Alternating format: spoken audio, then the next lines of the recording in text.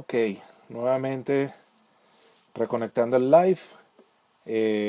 Vamos a continuar con la entrevista de hoy al profesor Carlos Rivero. Ya vamos a emitir para Facebook también esta segunda parte, de manera de que los que no tengan Facebook, perdón, Instagram puedan también verlo, ¿no? Entonces ya vamos a conectar nuevamente. Eh, Espero que siga así la conexión. Ha estado bastante bien hoy, así que ya es cuestión de continuar, ¿no? Estábamos conversando un poquito sobre Banzolini y ya vamos con otras sorpresitas para el profesor Carlos Rivero. Vamos a esperar que se conecte él también nuevamente. Hoy la segunda parte de todos esos interesantes relatos que nos ha venido compartiendo. Entonces ya vamos a continuar con él, ¿no? Y ahí y ya vamos a ir precisamente conectando nuevamente con el profesor Carlos Rivero. Aquí estamos otra vez en Bueno, línea, profesor. Deme solamente un segundito para bueno, poderle compartir a las personas que nos ven a través de Facebook también. Estoy precisamente eh, compartiéndoles también a ellos, ya que a veces no tienen precisamente el programa de Instagram, así que entonces ahí estamos nuevamente en línea y ya podemos continuar entonces. Estábamos conversando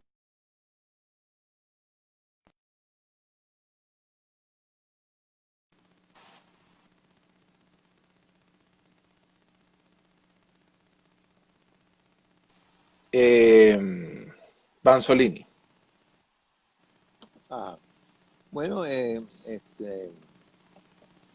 hubiera sido interesantísimo porque realmente el tipo conocía muy bien la, la herpetofauna suramericana, ¿no? De una manera realmente impresionante.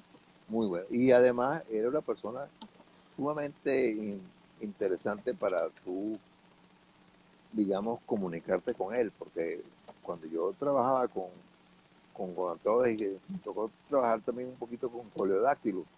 Yo lo consulté a él, yo le escribí a él, me mandó un ejemplar para que yo comparara. O sea, un tipo muy colaborador en ese sentido. Y lástima que uno no tenía manera de viajar más, ¿no?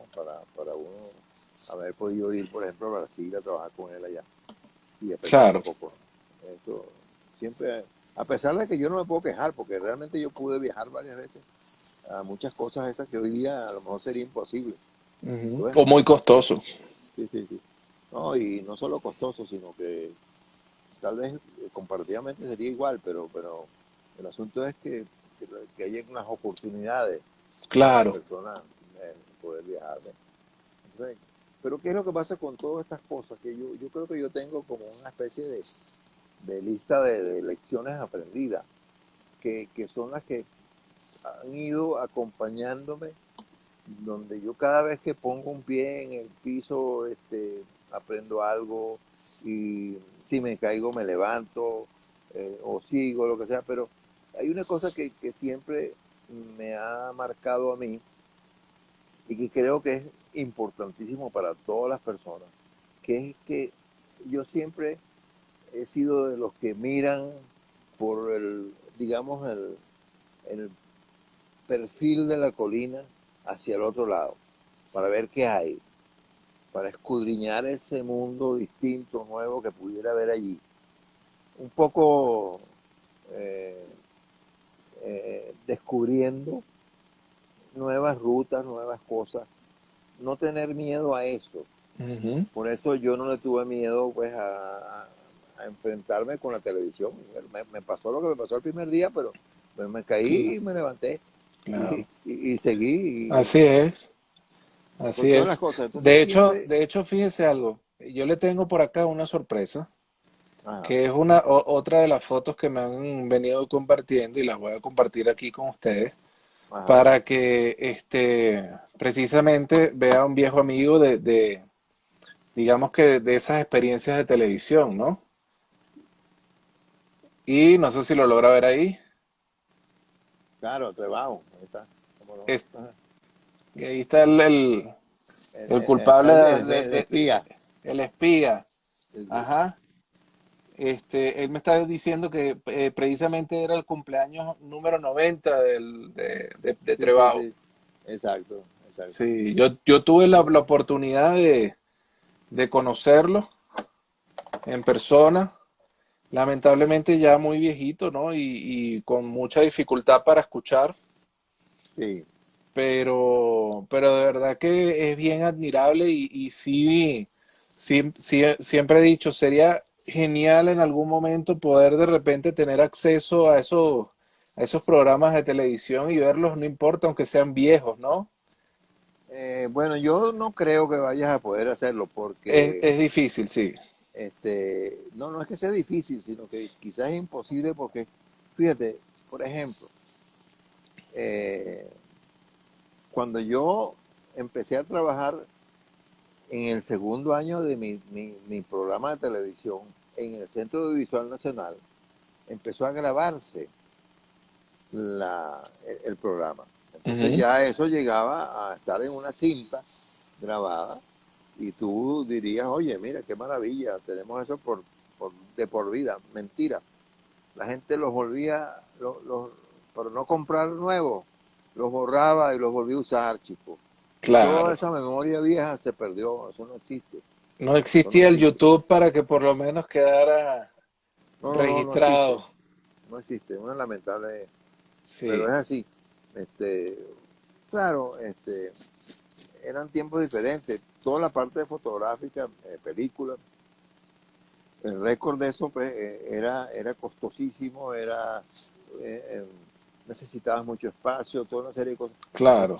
Hoy día con la digitalización, eso todo se ha ido dejando en el pasado, Sí. afortunadamente, ¿no? No, y que Pero, lamentablemente lo que ya el formato que era el celuloide, ah, eh, lamentablemente era muy susceptible a distintos factores de que lo pudieran dañar, como era el tema que te lo de la diga yo, humedad, el hongo, que etcétera, te lo ¿no? diga yo, sí, claro, claro. Pero era lo que había, pues. Y eso era Exactamente, mejor que el daguerrotipo, siempre esto. exactamente. Porque yo, por ejemplo, en mi evolución fotográfica, yo pude revelar blanco y negro y ampliar blanco y negro. Pude revelar color sobre papel y ampliar color sobre papel. Y pude revelar diapositivas y ampliar directo de diapositivas con el sistema de Cibachrome, que era revolucionario en esa época. Y yo, Ujú. mi primera exhibición de, de naturaleza que la hice en Estados Unidos, en Texas, la hice con Cibachrome. Y eso todo lo imprimí yo mismo, pues. O sea, Claro, yo tenía mi equipo de laboratorio y todo montado. Este, y eso me ha facilitado muchas cosas, pues. claro. Pero fue porque yo me incursioné esa cuestión. Al principio fue porque tuve un tío que era fotógrafo aficionado, que tenía su tallercito de fotografía en su casa. Y Ujú. bueno, yo me pegué de eso y por ahí empecé a aprender. Y bueno, pero fui, como te digo, mirando con curiosidad sobre el Claro. perfil de esa colina que está allí, para ver qué es lo que está Y, detrás. y otra cosa que le iba a preguntar, profesor.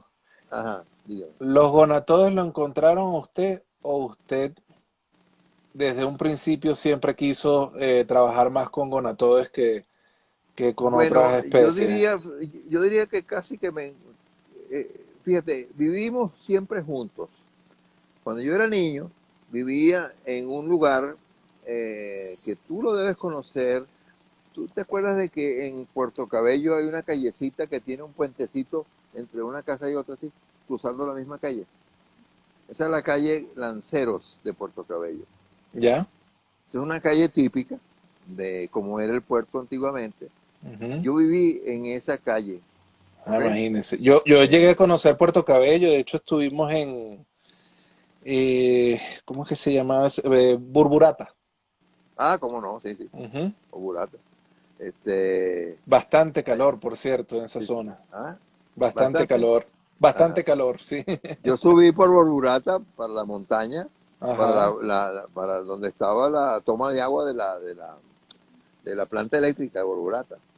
Y ahí era donde se colectaban serpientes y todo.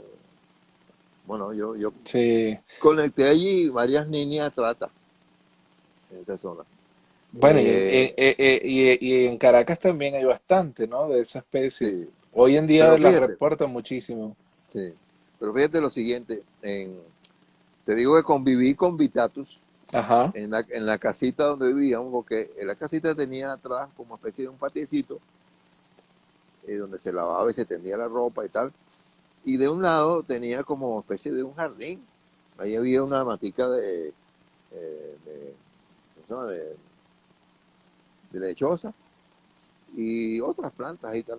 Pero la pared era una pared de estas que, es, que es como echada así con cal, ¿no? Ujú. Entonces, esas paredes casi siempre terminan abombándose con los cambios de temperatura. Y entonces esos espacios de la bomba que de repente se rompe y queda un hueco como entrar o salir, ahí vivían los guanacos habitatus. Y el otro que vivía allí, que era también frecuente, era Tretioscinco bifaciatus. Wow, qué belleza. Ah, sí, sí, Eso es con su cola así con su azul cola transparente. azul Sí, eléctrico, señor. bellísimo Esos ese fueron los bicho. primeros lagartijos que yo vi en mi vida. Tendría yo 5 años, qué sé yo, algo así, ¿no? Y Sí. los recuerdo muy bien. Cuénteme un poquito de Gonatodes Tani o Tainiae. Bueno, Gonatodes Stani, lo único interesante de Gonatodes Stani es que siempre será un buen sujeto para estudiar la población y cómo es el comportamiento individual. Porque es la especie en donde yo he visto con más facilidad el arreglo individual de distribución de una comunidad. Acuérdate que ahí hay una pared que es un muro de contención para sujetar pues Y- la tierra que sí, está sí. allí. No, y de hecho lo curioso de ese bicho es que es endémico. Yo no he visto en ningún otro lado que no sea ahí No, en Rancho Grande. es que ese tiene un pariente cercano muy conocido que es el Caudiscutatus Ajá, en Falcón. ya. Y ese mismo está en Guáquila también. Son muy parecidos. Son muy parecidos. Y el parecido mayor que tienen, tanto Caudiscutatus en Falcón y en Guáquira, con con el de, ¿cómo se Con llama? Tani. El Tani, es que el dimorfismo sexual es muy poco, relativamente, no se nota mucho, ¿ok? Ujú. Los machos no son tan vistosos como en otras especies. Eso es todo. Claro. Eso es todo. ¿Y qué me... Y que esa pared, como te digo, que tiene unos huecos que son eh, eh, sistemáticamente presentes en la pared, porque así se diseñó eso y se fabricó así, Ujú. que son huecos de drenaje. Esos huecos, allí en cada uno de ellos vive o un macho o una hembra, porque ambos sexos son territoriales y ambos sexos guardan su propio territorio.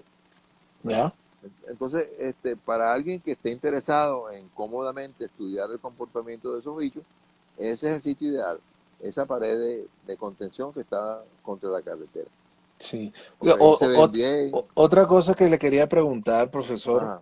este, dentro de tantos animales que podríamos conversar, hay una serpiente que yo en particular le tengo un cariño muy especial, sobre todo por ese tema vamos a llamarlo patriotismo, ¿no? que es precisamente el Botros venezuelensis. Y últimamente, de hecho, he visto varias situaciones con esta especie bien interesantes, ¿no? Que me gustaría, sobre todo, de repente, que usted me diera su opinión con respecto a esta especie del Botros venezuelensis. Eh, de hecho, en años anteriores se creía que se trataba de una especie endémica de Venezuela y resulta que apareció en Colombia, aun cuando yo tengo mis dudas y sobre todo por la cantidad de animales que he visto de esta especie, yo quería precisamente saber si no es tan alocada esta idea de mi parte como aficionado a la rama de la herpetología, ¿no? Tenemos precisamente un Botros venezuelense bien característico en el área vamos a decir, del tramo central de la cordillera de la costa, que son los bichos que vemos, por ejemplo, en Henri Pittier y en el Parque Nacional El Ávila, y digamos De que acuerdo. incluso hasta un poquito más allá, ¿no? La corona de Luego, Tobar, todas esas ah, cosas. ajá, tenemos precisamente un animal bien diferenciado a incluso ejemplares que se han visto hacia allá lo que sería la región oriental del país, hacia lo que es Sucre, concretamente, y lo que es el tramo de la cordillera andina. ¿Ok? Yo quería precisamente consultarle y aprovechando el live, si es factible o no, porque ya que entre lo que es la cordillera andina y la cordillera central hay una depresión que es la que está en Lara, ¿verdad? Podríamos estar hablando de que Botros venezuelensis, eh, no sé si a nivel de subespecie, porque incluso las subespecies están como que desapareciendo poco a poco a nivel a medida que han salido estas técnicas de ADN, pero sí podrían ser poblaciones diferentes, ¿verdad? No, seguro que sí. Pero es que lo que pasa es lo siguiente, fíjate. Ya hoy en día eso no se puede discutir sin hacerles un examen de genética molecular. Ok. Ahí no hay, eso es lo que hoy día te aclara todo. Yo en eso soy enfático. Una de las razones por las cuales yo no culminé Bonatodes más allá de lo que hice, porque yo no sabía hacer los análisis de genética molecular. Ujú, Y además, bueno, ahí está Walter. Él ujú, vino después a hacerlo y, oye, fantástico. Es más, todo lo que él ha hecho ha corroborado lo que yo dije. ¿Por qué? claro. Bueno, porque yo me basaba en otras cosas, pero que son complementarias. No es que tú sustituyas todo ahora por genética molecular, no, un momentico. Ahí. Tú tienes que ver Claro, porque todo. muchas personas dirán, bueno, ¿dónde queda la parte de taxonomía? ¿Dónde queda la parte diferencial visual de Ajá. tanto de escamación como, Sí, sí, sí, no, todo esto sigue teniendo validez. Lo claro. que pasa es que en la medida que tú integras todo esto, como te decía yo, tú sabes que practicas las cuatro operaciones, Ujú, sumas, restas, multiplicas, divides, integras, ¿no? O sea, eh, el todo, pues. En la claro, medida que te acerques al todo, entonces vas a tener más comprensión. Nada de eso se soluciona si tú no conoces también el comportamiento de las especies. ujú, ¿Ok? De modo que hay que verlas vivas, caminando, haciendo cosas, ¿entiendes? Por ejemplo, en guanatodes y en otros animales igualitos, este, el comportamiento social este, eh, que se deriva, por ejemplo, o que se basa o que utiliza características de color, de manchas, de por ejemplo, como en gonatodes, en los morfos de machos, que son distintos en color, pero que son de la misma especie. ujú. Pero lo que pasa es que uno tiene la cabeza rayada y el otro no, y así por el estilo. Entonces, todo eso hay que considerarlo, todo eso hay que estudiarlo, porque todo eso es importante. Todo, Claro. absolutamente todo es importante. Pero, ¿qué pasa? Que hay unas cosas que te pueden dilucidar las incógnitas este, sin necesidad de que vayas a lo molecular Ya. o al revés. Por, e- Pero por, e- yo lo que por pienso ejemplo, es ujú, que el todo, para que tú tengas una comprensión lo más amplia posible, claro. eso va a ser lo que te ayude. Claro. Fíjese, por ejemplo, una de las cosas que yo en todos estos años que tengo, eh, digamos que empapándome de este tema de la herpetología, una de las cosas que me ha llamado la atención, profesor, y a lo mejor usted me podría aclarar un poco qué es lo que ha pasado sobre todo con esas especies en particular que fueron las que describió en algún momento Montilla, como muchas personas saben, y a lo mejor otras no saben tanto, Montilla, este, si bien tenía un ojo muy certero y muy avanzado, digamos, en el sentido de a la hora de ver diferencias y cosas de estas, Montilla no cumplió, digamos, que con ciertas reglas a nivel de nomenclatura zoológica como para precisamente tener hoy en día una validez sólida, ¿no? El caso pues, de lo que fue Crotalus pifanorum, que para otras personas podría ser válido, pero incluso dentro del complex Durizu, lo que es Isabelle, el Portidium de Margarita, que bueno, la familia de Adolfo Hutman en cierta forma a veces se ha puesto como patas para arriba, ¿no? Diciendo, pero ya va, esa especie Montilla se la dedicó a mi esposo, sobre todo la señora Hutman, bueno, más de una vez se molestó en cierta forma porque si nos vamos a la regla, por así decirlo, la descripción de Montilla y a lo mejor pudiese ser válido que la mapanare de Margarita sea algo diferente a todo lo demás, pero lamentablemente el señor no cumplió con los estándares que exige precisamente la nomenclatura científica para validarlo, Fíjate, ¿no? fíjate, ahí el caso de Pifanoi, la Bothrops pifanoi, eh, descrita casi al unísono con Bothrops venezuelensis Ujú, o Venezuele.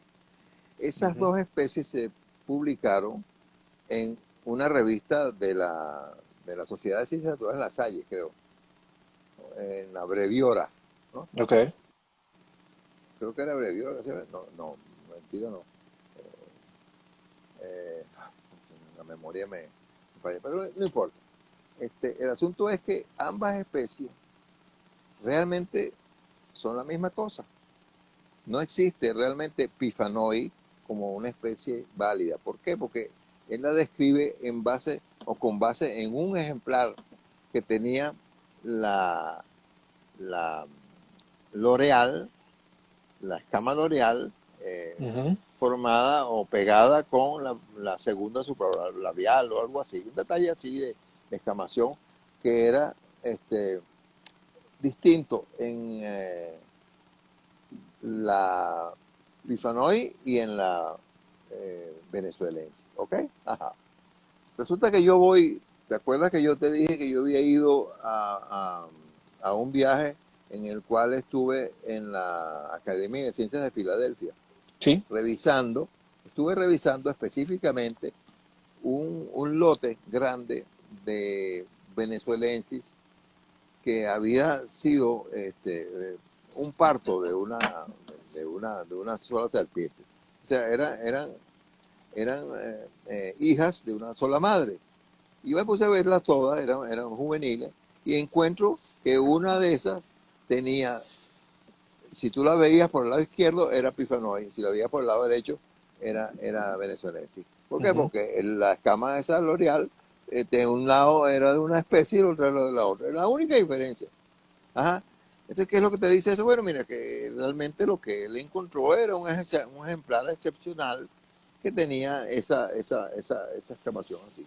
ya, Porque, bueno, si tú te basas nada más que en eso y no estudias, por ejemplo, unas camadas que sabes que son todas hijas de una sola madre, como para realmente fijarte tú si hay o no hay una variabilidad manifiesta en eso, o si no estudias la parte de genética molecular. O sea, si nada más es porque una escamita de un lado, ¿verdad? Oye, mira, está bien que tú seas loco, pero tampoco uno puede abusar de la ciencia Claro. así, pues. No, y yo pienso que lo que más Resulta, pero lo, déjame terminarte el cuento, porque eso es historia claro que patria. sí, claro que sí, claro que sí, cuente. Yo agarro y entonces hago los dibujos, ¿verdad?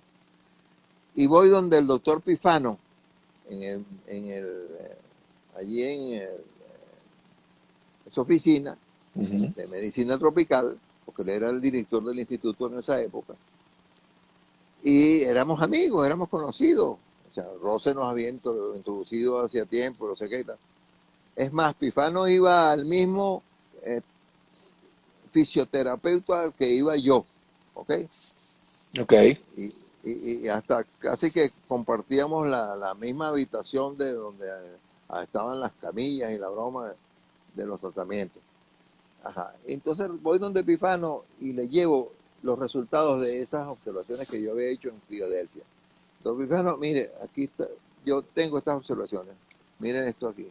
Y, y el problema es que la, ¿cómo se llama? La prelación de un nombre sobre el otro era crítico, Ujú, porque ambas han sido publicadas en una revista, pero con dos números diferentes, la número tal y la número cual. No me acuerdo ahorita el detalle, pero... ¿ok? Entonces, ¿qué pasa? Que una era más vieja que la otra. Así fuesen en la misma revista, pero la número uno, la que tenía en la página 5 era anterior a la que tenía descrita en la página 6, ¿correcto? Ok. correcto. Ese más o menos es el caso, por lo que yo recuerdo. Entonces, ¿qué pasa? Que Pifano le enseña eso a San de Montilla, porque San de Montilla era su subalterno ahí en el En Instituto de Medicina medicina Tropical, tropical, ajá. que se encargaba del serpentario. Bueno, San de Montilla ha ido a mi oficina a amenazarme legalmente con una Wow. demanda si yo publicaba eso, ¿ok? Porque él era abogado y lo de él era hacer una herpetología con, con, De, con, de hecho, tengo entendido que Venezuelensis está registrado legalmente y nadie le puede cambiar el nombre, supuestamente. eh, eso es mentira, porque cuando eso sucedió, él se presentó a las 2 semanas en mi oficina para darme copia de la publicación original de Venezuelensis y la copia olía a tinta fresca, ¿ok? Porque la Venezuelensis, ese nombre, se publicó supuestamente en los laboratorios Veros de Bogotá. Veros, de Bogotá, yo Ajá. tengo, yo tengo la publicación. Ujú. Ajá. Esa publicación se hizo en esos años en que yo estuve allí. Eso no fue en el año 52 Y, como... y de casualidad usted tendrá ese documento que le llevó de tinta fresca. Es que, bueno, ya no es fresca, por supuesto, si lo tengo. Pero era un folleto que él imprimió después, Ok, obviamente, porque eso no existía. claro, claro. Eso no existía. Él mencionaba que eso era como especie de una presentación que él había hecho de la Ujú, especie en una reunión en los laboratorios Veros de Bogotá, Colombia. Ok, punto. Pero eso apareció fue cuando yo vine con el asunto de que eran la misma especie. ¿Entiendes? ujú. ¿Qué pasó? Como yo no podía meterme con eso, yo hablé con mi amigo James Peter de Smithsonian y le dije, mira, Peter, aquí está pasando esto y esto y esto. Le checo. Ah, no, dame acá. Y él fue quien publicó después la sinonimia de las dos especies. Wow. ¿Entiendes? Porque tuvo que hacerse así, pues. Claro. Pero bueno, y es que las cosas... Es Fernando que, Sánchez es, Montilla es es un que fue, carácter. fue, fue, Fíjate, después que sucedió eso, en los años 61, 62, eh, eso fue cuando, no, 63 fue cuando ganó eh, eh, Leoni. ajá.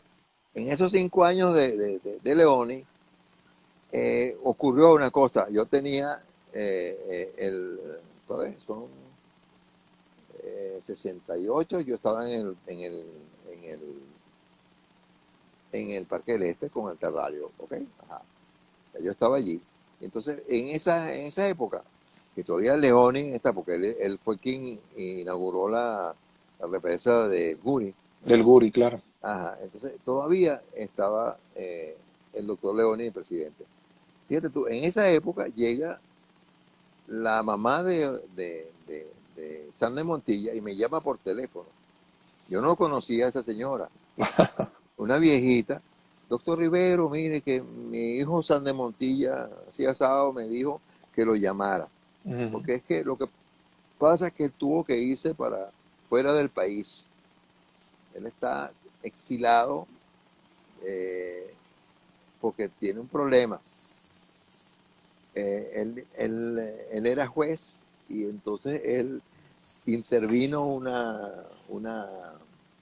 ¿cómo se llama esto? Una discoteca, buscando que si había menores o algo así. Entonces, y resulta que cuando hizo eso, cerró la discoteca y la discoteca tenía dueña, que era Menca de Leones.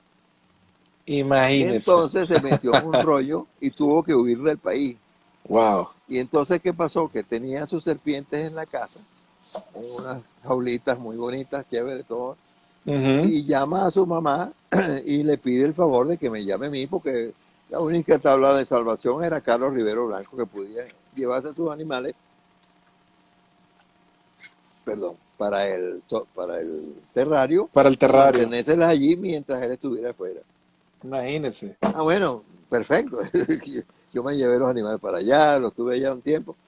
Cuando él regresó enfermo, hospitalizado, grave. Mentira.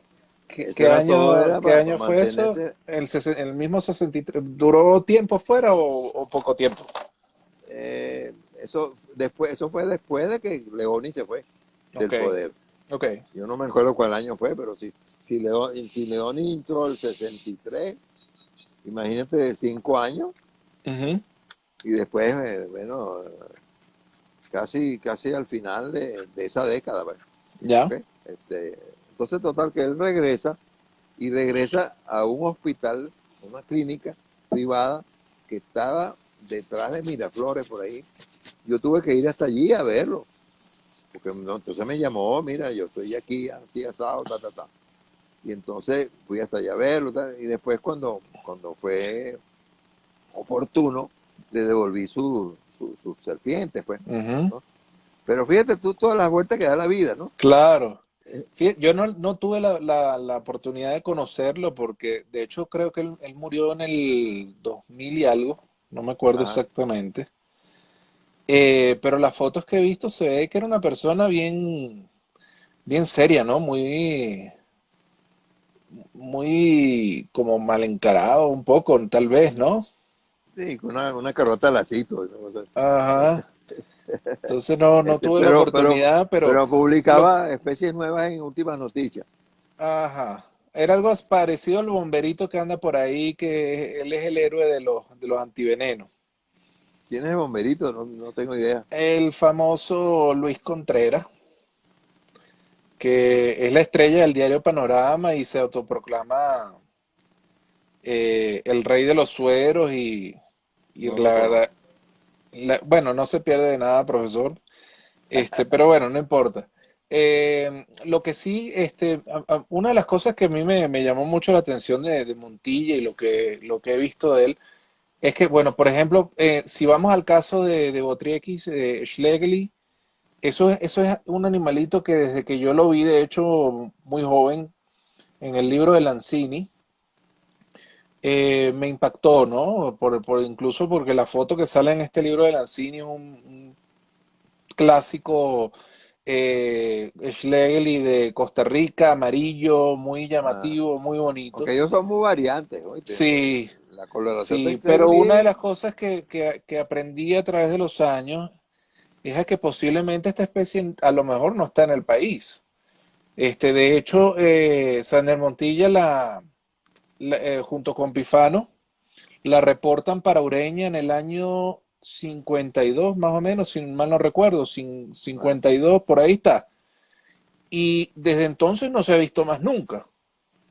Sin mm, embargo, sigue siendo referenciada hasta en las publicaciones más recientes. ¿Qué opina usted de eso, profesor? yo lo único que opino es que hay que ir allá a ver dónde está, aquí está. A Hacer ver lo que si hizo está, Lanzini con la cascabel de Monaga. Hacer lo que ya, hice yo. O sea, hay que ir y meterse y meter las narices ahí para ver si está. Es lo mismo que hice yo con los gonotores también, ir a los lugares a colectar. Eso es lo que hay claro. que hacer. Yo pienso que No hay otra. si, si de repente Montilla hubiese por lo menos hecho depósitos de holotipos y paratipos, la historia con él a lo mejor sería distinta. Claro, sí. Pero lamentablemente él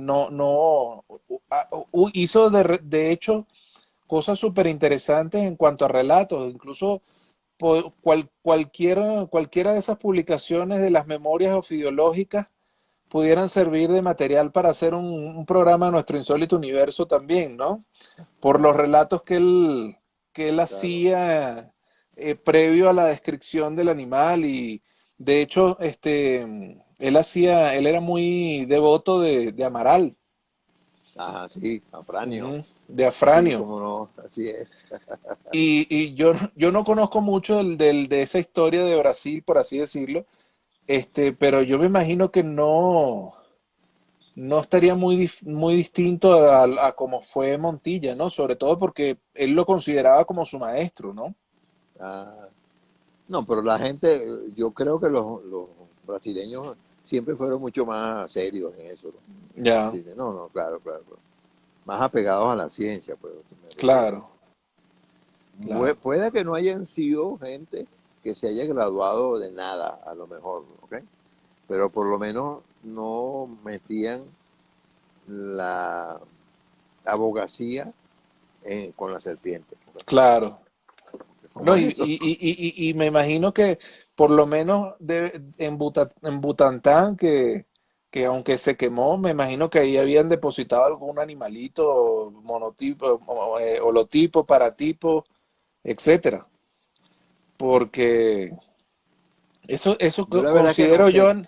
Porque considero yo que a Butantán era nivel, para mí más un lugar donde se manejaba la parte de la, de la obtención de suero y cosas así. ya, Que eso no era un museo que yo recuerde. No, no, no.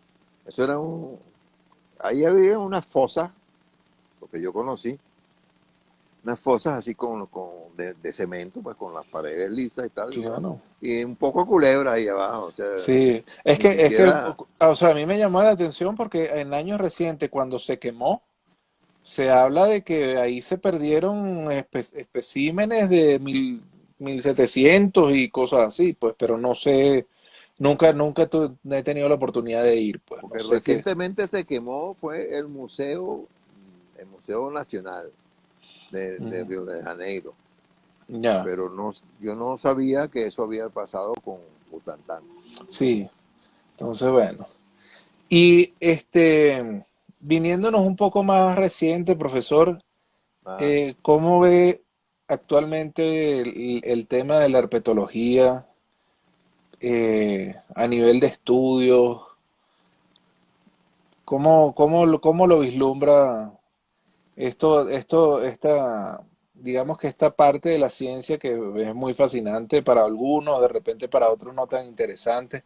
Obviamente que en ningún momento la recomendamos como único medio de vida, porque, exacto, sobre todo eso porque es que lo que pasa es que, fíjate, eh, yo tenía una imagen diferente, porque es lo que pasa, que tú tienes las imágenes que tienes al principio son ligadas a lo que conoces de historia que te llega, ¿no? claro, Yo no sé, mi imagen no se está viendo ahorita, no sé por qué. Estaba no, viendo sí, yo su. lo estoy viendo.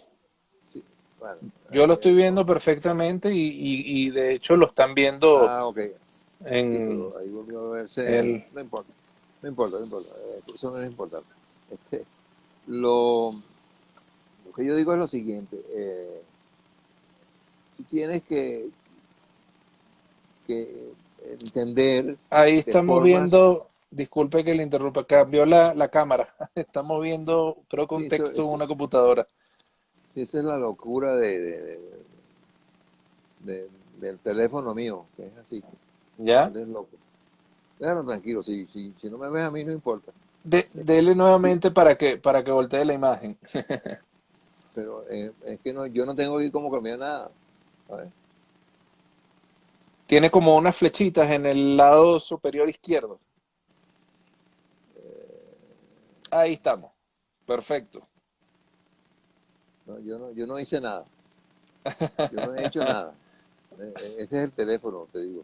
¿Ya? Es que tengo, cuando empezó el acuartelamiento yo tenía que cambiarle el frontal, el cristal Ya, y entonces se iba a hacer eso ese día y no pudo venir el muchacho a instalármelo. Y ya, de ese ya. día estoy yo sufriendo con esta broma, el cambio y cambio y cambio. Ahí volvió a cambiar, sí. Sí, sí, sí. Déjalo tranquilo. Total que, fíjate, eh, ya me Ahí perdí se, otra vez. ahí se volvió a Este, cambiar la imagen. Ajá, sí. estábamos hablando precisamente de la herpetología actual, hoy en día. ¿Cómo la Bueno, ves? fíjate, es que, ¿qué es lo que pasó conmigo? Pues yo te voy a hablar de mi caso particular. Yo Ujú. encuentro que en los museos del mundo existen herpetólogos que tienen un sueldo, que viven de eso, etcétera. ¿Ok? Pero generalmente eh, son personas que en los museos o donde quiera que estén trabajando, en las universidades, eh, tienen otras responsabilidades. No viven solo de ser herpetólogos. Sus Ya, responsabilidades son de ser profesores de ecología, de lo que sea, etcétera, etcétera, y administrativas y cosas. O sea, hay una cantidad de cosas que tienen que hacer. Pero eso del herpetólogo per se, eh, único, actividad vital, es imposible. Eso no existe en Venezuela, ni va a existir. Porque tú necesitas poder hacer otras cosas y debes hacer claro, otras cosas. No claro, debes ser tan especializado. Porque, en primer lugar, el mundo cambia todos los días. Todo está cambiando todos los días. Y lo que tú podías concebir como herpetología en el momento que entraste a la carrera y lo que tienes ahora es totalmente diferente. claro, La sociedad, todo cambia. Eso de que el cambio climático, ay, la gente descubriendo que las cosas cambian, imagínate tú, y toda la vida han cambiado. Eso no es ninguna cosa nueva. claro. Este, entonces, no te puedes extrañar de que cambien las cosas. Fíjate, por ejemplo, hay un caso que yo conozco desde hace tiempo, en la barrera de arrecifes de coral en Australia. Ujú. eh, Hay unos peces que cambian de sexo en minutos. Son Imagínese. unos peces que tienen una estructura grupal eh, como un harén. Hay un macho, que es el que Ujú. manda, el resto son puras hembras, desde grandes hasta chiquitas, y mientras más grande, más manda, ¿no? Pero no como el macho. ¿Ok? Ya, Entonces tú tienes, por ejemplo, 10 hembras eh, o 9 hembras, de una grande hasta la chiquitica, que es el grupo ese, como la familia, pues digamos, el harem, llamémoslo así, donde el que manda es un macho. Y él pone el orden ahí todo el tiempo, está chequeando. Mira, ¿qué hiciste tú? ¿Qué no has hecho? Está vigilando, visitando todo el mundo, controlando. ya. ¿Qué pasa con ese macho si se muere o si alguien lo ataca o si alguien lo daña o lo corre? Pues macho haciendo lo mismo en el harem de al lado, ¿ok? Ok, Y ellos cuando se ven uno al otro se atacan y es capaz de que uno mate al otro o, o lo haga correr. Cuando eso pasa en ese ujú. harem, ya no es peor, se da cuenta de la broma y a tratar de dominar al resto, su empieza a cambiar y en cosas de un minuto es capaz de convertirse en un macho funcional, ¿ok? Que va a sustituir al que se fue o al que mataron o al que murió y sí, no ha pasado nada. Todo el mundo en el mismo orden de mando, ¿verdad? Y Sí, de importancia social y listo. Y una hembra que se cambió de sexo. rapidez. Eso en varios organismos marinos. Me he enterado después de que yo estudié eso hace muchos años. Y eso pasa cada rato en varios organismos marinos. Y tú terminas de comerte, por ejemplo, un camarón y tú no sabes si te estás comiendo una hembra o un macho. Porque Imagínese. la broma cambió Claro, en en cuestión de cuestión segundos. de pocos Mm, espacios. Entonces, ¿qué pasa? Que todo cambia, chicos, todo cambia. claro, Entonces, tú lo que tienes que aceptar el cambio, aceptar que la adaptación y la evolución activa de los animales y las plantas existe y que también, por supuesto, es activa en el hombre. El hombre también claro, cambia porque él quiere y se adapta y evoluciona como un resultado de eso, pues. Entonces es una cosa que, por ejemplo, ¿tú no te has fijado cómo algunos antropólogos defienden a los indígenas? Ay, pobrecito, no me lo toques al indígena, déjalo tranquilito como está ahí. Ay, lo van a corromper. No, hombre, chicos, si es que ninguna, ninguna sociedad humana tú la puedes meter en un frasco, claro, ¿verdad? O en una vitrina de museo para dejarla intacta. No, tú lo que tienes que hacer con los indígenas, en cualquier caso, es mejorarles su vida, claro. ¿ok? No, Darles una eso es inclusión. como decir haber metido a los aztecas en una vitrina y no los Eso es, toquen, no evolucionen. eso es. ¿No? Entonces, tú no puedes tampoco hacer eso, porque estás cercenándole su derecho a evolucionar. Claro, Eso es aberrante, ¿no? Entonces, tú tienes que acostumbrarte a muchas cosas que son cosas que ocurren normalmente, y hay gente que es como estática, y tú sabes, cosas son así, y no se puede tener esa visión, ¿no? claro, Y entonces por eso yo creo que es bueno que la gente eh, tenga en su vida unas lecciones aprendidas. Pues, eso que claro. hablábamos hace un ratico de poner en valor lo que tú has aprendido, de ponerlo en práctica, de aprender a escribir, pero leyendo, porque si tú no lees, no puedes saber escribir. Ujú, Este, tienes que levantarte después que caes, cosas así como... claro, por ejemplo, siempre preguntarte qué hay más allá de la frontera conocida, probar lo desconocido, eso es fundamental para que el ser humano pueda realmente evolucionar, claro. tanto como sociedad como individuo. Entonces, tú tienes que estar pendiente de aprender y de enseñar. Y de Mm, una cosa que es muy importante, que es que eh, la sociedad, en realidad, hoy día eh, aprende, ¿verdad? Comunicándose, eh, pasándose información unos a otros para construir nueva información a claro, partir de lo que muchas veces crea nada más que un individuo, porque también hay otra cosa. Eh, las grandes visiones o los grandes visionarios muchas veces son individuos. O sea, el inventor, el que inventó tal cosa, ese fue porque tuvo una luz que se le prendió y inventó tal cosa. Eh, y lo pasa a la sociedad. Y entonces la sociedad quizá es capaz de tener grandes logros porque al adoptar aquello que fue un invento de un individuo y lo pone como en función de la sociedad, aquello entonces tiene más trascendencia. Pero entonces sí es verdad que perdura ujú, y que trasciende en la sociedad. Es como cuando tú te reproduces pues y tus hijos heredan tus características. Pues. claro. Entonces es importante eso. Importante. Y yo creo que esa, esa, esa visión del especialista es buena para ciertos momentos y ciertas actividades de tu vida, pero tienes que arropar la visión general de las cosas para poder vivir de verdad en sociedad. Porque son dos dimensiones distintas que Así existen, es. que ninguna tumba a la otra. El individuo es el individuo. Tú no puedes sacar cómo extraes tú el pensamiento de una persona, de su Ujú, cerebro, ¿entiendes? Si él no te lo dice, si no lo comunica, si no lo hace público, si no lo pone en función de la sociedad donde vive.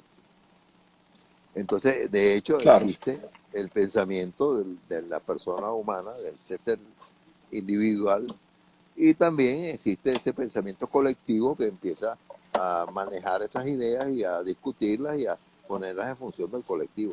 ¿Sí? Todas Claro. las cosas son válidas y se acepta, pues debe hacerlo. Y Ujú. eso es una cosa que tiene que servirte de aprendizaje pues, en la vida. Claro.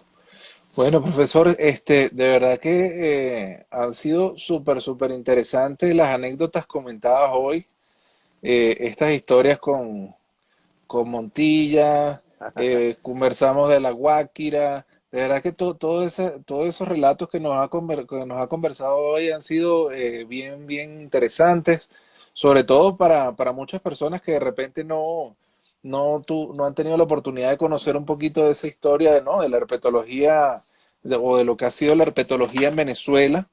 Y de verdad que yo por lo menos en lo particular lo valoro muchísimo y valoro muchísimo la disposición que ha tenido para comentárnoslo, ¿no? De repente alguna otra cosa que se nos haya escapado, alguna otra anécdota que sería interesante comentarla en esta entrevista. Bueno, sí, una cuestión que llama la atención, que es lo siguiente. Cuando yo inicié mi trabajo en Guáquira, en el año 2004, lo primero que hice fue recurrir a mis conocidos investigadores de lo que fuera en las universidades locales, para que viniesen a la estación, pudieran pernoctar allí y hacer investigaciones de lo que había en la reserva. Con, con base en esto, nosotros creamos todo un conocimiento sobre qué es lo que teníamos allí. ¿Okay? ¿Por qué? Porque vinieron gente de la Universidad Central, de la Simón Bolívar, de la de Carabobo, de la UNEYES, en fin, de todas partes y contribuyeron con nosotros aportando el conocimiento de lo que ellos sabían. Inclusive hubo gente, mira, aquí vino un joven del Museo de Senckenberg a hacer su tesis de reptiles y anfibios y él Ujú. hizo el inventario, el primero que se hizo, el inventario que se hizo en Guáquira, lo hizo este muchacho, un alemancito. Y luego vinieron unos españoles muy buenos en sus cuestiones de reptiles y anfibios también. Y como que se fue acumulando todo un legado de información que está en el sitio web nuestro. Y además, pues, en las colecciones de fotografías que tengo yo de todo lo que se hizo allí. Eh, Eso es lo básico cuando tú vas a crear un parque nacional o vas a crear un monumento natural, o en este caso, pues, vas a crear una reserva ecológica, como la llamamos. Eh, que hubo, pues, un apoyo de muchas personas, muchos especialistas, que no nos costaron a nosotros mayor cantidad de dinero, sino simplemente permitirles trabajar allá, permitirles observar los animales, las plantas, lo que Ujú. fuera, y estudiarlo y publicarlo. Ellos a veces han publicado especies nuevas, etcétera.